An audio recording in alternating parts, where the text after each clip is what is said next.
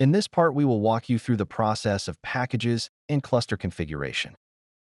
First, you need to update your SUSE OS. Use the following command.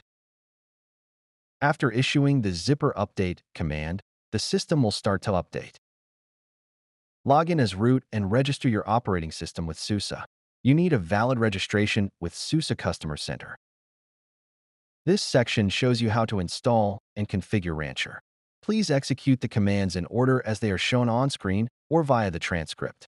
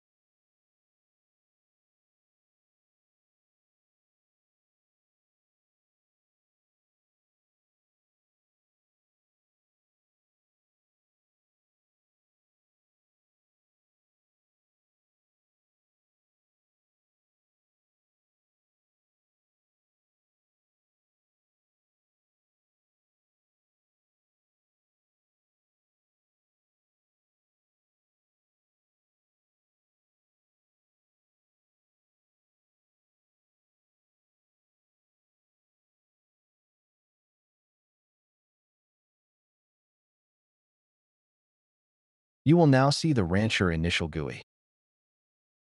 You obtain the initial password via the command displayed on a screen.